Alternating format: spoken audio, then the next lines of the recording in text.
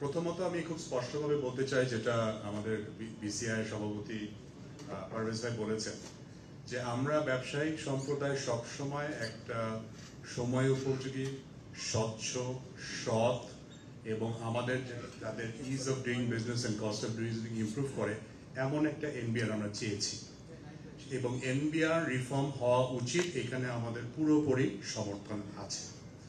এই প্রক্রিয়াটা কি হবে, এটা কিভাবে হবে, এটা যারা সংশ্লিষ্ট স্টেক হোল্ডার আমরা যেটা লিখেছি তাদের সাথে আলাপ আলোচনা করে তাদের মতামত নিয়ে আমরা মনে করি একটা সমাধান খুঁজে পাওয়া সম্ভব।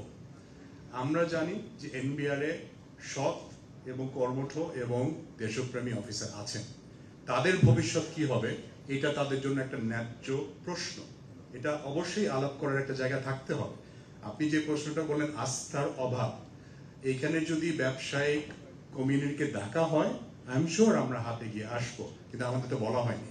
উল্টো কি দেখছেন, আমরা যারা এফেক্টেড, যে কথাটা বাবু ভাই বললেন যে আমরা যদি আজকে প্রত্যেক দিন বাংলাদেশের প্রত্যেকটা অর্থনৈতিক কর্মকাণ্ড শুধুমাত্র রপ্তানি নয়, আমদানি ব্যাহত, সরবরাহ ব্যাহত, আজকে ওষুধ শিল্প এখানে আছে। স্বজন সিপিবিসি পাইপ বাংলাদেশের 1 number NSF certified CPBC brand. Domestic consumption আছে। ঠিক যখন আমরা একটু আশার বুকের দিকে তাকাচ্ছিলাম, সারা পৃথিবীতে কি হচ্ছে আমাদের থেকে ভালো আপনারা জানেন। আমরা কি কেন এখানে লিখেছেন market will not wait for Bangladesh. আমরা কি সিগন্যাল দিচ্ছি যে একটা দেশে পুরো কাস্টমস বন্ধ হয়ে যেতে পারে? আমার জানা মতে পৃথিবীতে অন্য কোনো দেশের এরকম উদাহরণ নাই যুদ্ধ ছাড়া। এইটা হতে পারে না, এটা একটা বড় বিপর্যয় আমাদের জন্য। সেই জন্য আজকে আমরা সম্মিলিতভাবে আমরা নেতৃবৃন্দ এখানে এসেছি আপনাদের সামনে। অবশ্যই আমরা মধ্যস্থতা না, এটা আমাদের সার্ভাইভালের প্রশ্ন। আমরা চাই কোনো সমস্যা যে টেবিলে বসে সমাধান করা যায় না, এটা আমরা বিশ্বাস করি না। In good faith, without precondition বসতে হবে, কথা শুনতে হবে, কিছু ছাড় দিতে হবে। কিন্তু দুটো জিনিস প্রথমেই যেটা পারভেজ ভাই বলেছেন, এনবিআর এর সংস্কার হতে হবে। আমি ব্যক্তিগতভাবে অনেক এনবিআর অফিসের সাথে কথা বলেছি, ওনারাও চাচ্ছেন সংস্কার হোক, নাসিম ভাই সংস্কার হোক, কিন্তু আমাদের সাথে আলাপ করেন আমাদের ভবিষ্যৎ কি। আমি একটা উদাহরণ দিয়ে শেষ করব। আমি একজন ইয়াং ফার্স্ট সেক্রেটারির সাথে কথা বলেছি একটা অফিসে দাঁড়িয়ে। উনি বলছেন যে আমি যখন সকালবেলায় অফিসে যাচ্ছি, আমার মা জিজ্ঞেস করছে তুমি কোথায় যাচ্ছ, তোমার অফিস তো বিলুপ্ত হয়ে গেছে।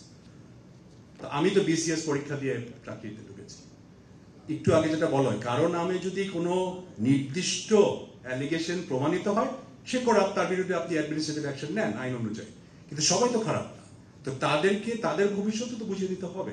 এটার উপায়টা কি? গতকাল আমরা অর্থ উপদেষ্টার সাথে কথা বলেছি, আমাদের এখানে আইসিসি সভাপতি উনি নিজে কথা বলেছেন টেলিফোনে।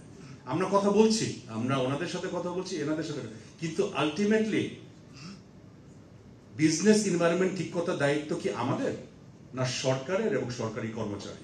এই প্রশ্নের উত্তর আপনারা একটু প্লিজ দেবেন। Thank you.